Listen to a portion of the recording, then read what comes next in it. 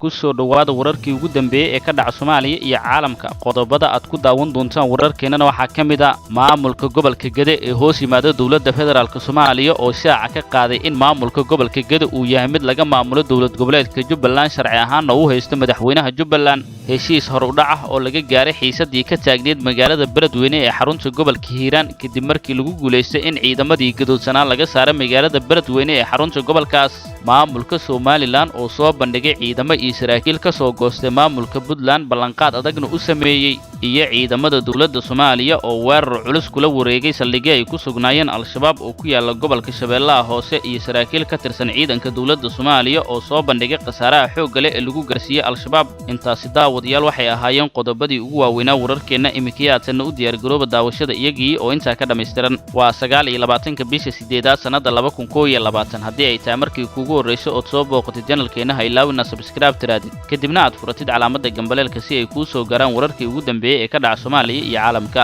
siina gaarsii saaxiibadaada jecel horumarka dalka adigoo ku share gareynaya baraha bulshada inagoo ka dheeraanayna wax walba oo dalkeena dib u celin kara. aynu ku bilownay gudoomiye ku-xigeenka koowaad ee gobolka Geda ayaa ka hadlay maamulka loo sameeyay gobolkaas isagoo ka dhawaajiyay in uu hoos yimaado maamulka Jubbaland gobolka Gedo. gudoomiye ku-xigeenka koowaad ee gobolka Geda ahna madaxa amniga iyo siyaasadda gobolka Cismaan Nuur Xaaji Macalimo oo shir jaraa'id ku qabtay gobolkaas ayaa waxa uu ka hadlay gobolka Geda iyo halka sida tooska looga maamulo. Macalimo ayaa waxa uu sheegay in gobolka Geda uu hoos tago Jubbaland isla markaana uu madaxweyne ka yahay Axmed Maxamed Islaam Axmed Madoobe wuxuuna sheegay inuu sharciyad u midaas. gobolka Geda waxa uu hoos yimaadaa maamulka Jubbaland waxaana madaxweyne ka Axmed Madoobe ninkii diidan iyo ninkii ogolaadaba isaga ayaa madaxweyne u ah maamulkaas. waxa uu gudoomiye Macalimo sheegay in isaga iyo rag kale lagu leexiyay sharci darro wuxuuna tilmaamay wixii khilaafka keenay oo ay ka shaqeynayeen inaysan ahayn wax sax ah isagoo xusay in ay ahayd wax Ilaahay xaalkeeda og yahay in maamulka filla Soomaaliya ay ku heshiiyeen in gobolka ay go'doomiyaan isla markaana laga jaro Jubbaland. gudoomiyaha ayaa sheegay in Alle uu kaga mahad celiyay in uu ka soo baxay gacantii madaxweyne Farmaajo iyo Faad Yaasiin waxaana uu u mahad celiyay ra'iisul wasaare Rooble iyo madax goboleedyada oo heshiis ka gaaray arrimaha doorashooyinka. dhanka kale waxa uu Macalimo hoos ka xariiqay muhiimadda ay leedahay kuraasta saala gobolka Geda oo dhan 16 kursi isagoo sheegay inay soo dhaweynayaan in halkaas lagu qabto sax iyo cadaalad isla markaana ay maamulayso dawlad goboleedka Jubbaland.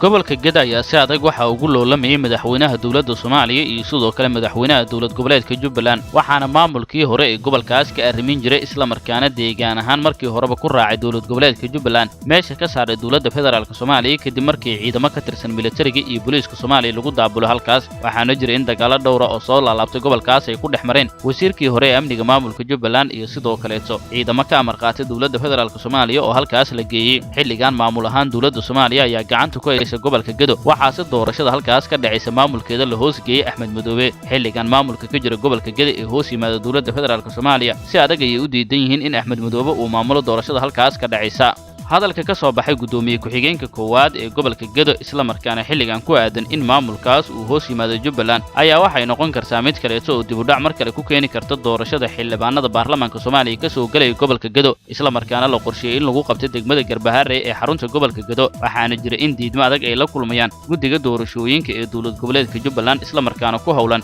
in ay tagaan gobolka Geda iyagoo doonaya in halkaas ay ka dhacdo doorasho iyaga ay gacanta ku hayaan loogana dambeeyo madaxweynaha dawlad goboleedka Jubbaland Axmed Madoobe. heshiis hor u dhac ayaa laga gaaray xiisadii ka taagneed magaalada Beledweyne ee xarunta gobolka Hiiraan kadib kulamo kala duwan oo ka dhacay magaalada Beledweyne ee xarunta gobolka Hiiraan isla markaana dhexmaray mas'uuliyiin ka tirsan dawlad goboleedka Hirshabelle waxgaradka iyo sidoo kale siyaasiyiinta ka soo jeeda gobolka Hiiraan ayaa lagu guuleystay in heshiis hor u dhac laga gaaray xiisadii ka jirta Beledweyne isla markaana dhammaan laga saaray magaalada ciidamadii soo galay ee gadoodsanaa kuwaas oo gabi ahaanba diidanaa imaatinka Cali Guudlaawe ee Beledweyne. magaalada Beledweyne ee xarunta gobolka Hiiraan ayaa waxay gashay maalmo kacsanaan ah kadib markii gacanta ay ku dhigeen ciidamo ka tirsan militariga Soomaaliya isla markaana u abaabulan qaab qabiil kuwaas oo la magac baxay badbaadada gobolka Hiiraan kadib markii ay si adag kaga soo horjeesteen socdaalkii Guudlaawe ee la qorsheeyay inuu ku tago Beledweyne. dadaalo badan oo ay bixiyeen waxgaradka odayaasha iyo sidoo kale siyaasiyiinta gobolka Hiiraan iyo sidoo kale maamulka Hirshabelle oo iskaashanaya ayaa lagu guuleystay in gabi ahaanba la soo gabagabeeyay xiisadaas maadaama Beledweyne ay ka mid tahay meelaha ay ka jirto xiisada isla markaana la doonayo in lagu qabto doorashada xildhibaanada labada aqal ee baarlamaanka Soomaaliya. heshiiskii maalintii lahayd lagu saaray ciidanka duulaankii beledweyne qabsada ayaa waxa uu ahaa mid ka koobnaa ilaa iyo dhowr qodob waxaana wararka qaar ee aanu helayna ay tilmaamayaan inay harsan yihiin qodobo kale oo dhinacyada ay ku heshiiyeen isla markaana maamulka Hirshabelle dhankiisu uu ballan qaaday inuu fulin doono arrinta ugu weyn ee isku haya ayaa waxay tahay imaatinka madaxweynaha Hirshabelle Cali Guudlaawe ee beledweyne waxaana beesha degtay gobolka Hiiraan ee xawaadla ay qabtaa tabasho aad weyn oo ku aadan in halkaas ay ka tabanayaan cadaalad darro lagu sameeyay xilligii doorashada Cali Guudlaawe ayaa xilligan waxa uu wadaa qorshayaal ballaaran isla markaana uu ku doonayo in lagu qanciyo beesha xawaadle kadibna uu tago magaalada beledweyne ee xarunta gobolka Hiiraan in muddo ayaa magaalada beledweyne ee xarunta gobolka Hiiraan waxaa ka jirta xiisad culus oo u dhaxaysa maamulka Hirshabelle iyo sidoo kale beesha xawaadle waxaana maleeshiyaadka ugu badan ee magaalada beledweyne weerarka ku soo qaaday hogaaminaya Generaal Xuud oo si adag kaga soo horjeeda doorashadii ka dhacday magaalada Jowhar ee maamulka Hirshabelle welina ma jirto heshiis rasmi ah oo la kala dhex dhigay Cali Guudlaawe iyo sidoo kale Generaal Xuud oo ku qancay oo ku aadan in hubka uu dhiga isla markaana maleeshiyaadkaas ay ka mid noqdaan ciidanka dawladda Soomaaliya ee ka howlgala gobolka Hiiraan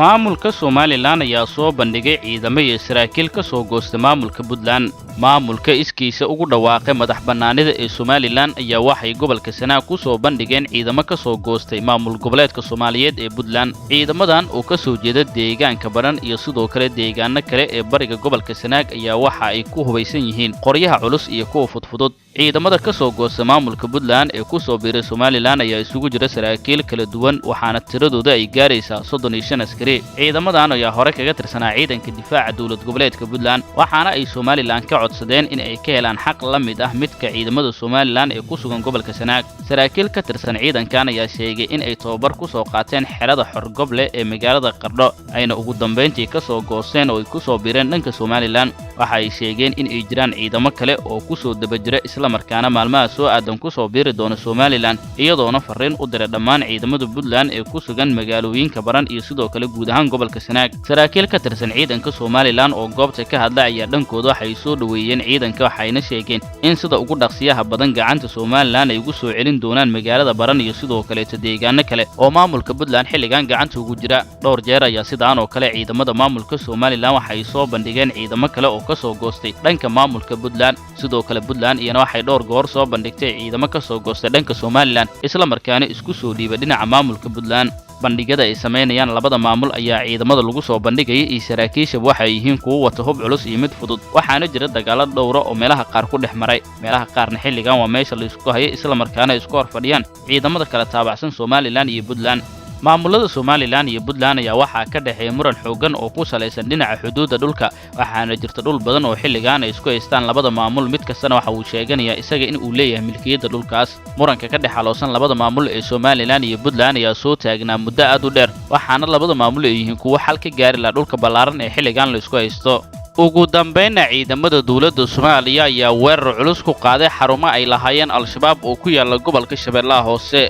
wararka naga soo gaaraya gobolka Shabeellaha Hoose ayaa waxay sheegayaan in tuulooyin u dhow deegaanka Bariire uu ka dhacay dagaal culus isla markaana u dhaxeeyay al-shabaab iyo ciidanka dawladda Soomaaliya oo weerar culus halkaas ku qaaday dagaalkan ayaa ahaa mid ka dambeeyay kadib markii ciidanka dawladda Soomaaliya ay weerar ku qaadeen tuulooyinka Nuungarre iyo Tawakal oo xarumo waaweyn ay ku leeyihiin al-shabaab sargaal ka tirsan ciidanka xoogga dalka ayaa sheegay in howlgalkan uu yahay mid ka dhana al-shabaab ayna ka wadaan tuulooyin u dhow Bariire isla markaana ay burburiyeen maxkamada al-shabaab ay ku lahaayeen deegaanadaas isla markaana gacanta ay ku hayaan xilligan ciidanka dawladda Soomaaliya wararkii ugu dambeeyay halka aanu ka helayna ayaa ah kuwa tilmaamay in ciidanka dawladda Soomaaliya ay si buuxda ula wareegeen deegaanada weerarka ay ku qaadeen isla markaana al-shabaab dagaal culus kadib ay iskaga dhaqaaqeen waxaa jira qasaaro culus oo iskugu jira dhimasho iyo mid dhaawac oo soo kala gaaray dhinacyada dagaalamaya inkastoo ciidanka dawladda Soomaaliya iyo saraakiishooda ay ku ekeysteen kaliya in qasaaro xoog leh shabaab lagu gaarsiiyay walow aan la soo bandhigin tirada rasmiga ee al-shabaab dagaalkaas looga dilay ila dadka deegaanka ayaa inoo xaqiijiyeen weerarka ciidanka militariga Soomaaliya ay soo qaadeen waa mid culus isla markaana ay deegaankaas dhowr jeer ka soo galeen kadibna ay gacanta ku dhigeen waxaana jira deegaano kale oo ciidanka militariga Soomaaliya ay u talaabeen isla markaana xilligan gacanta ay ku hayaan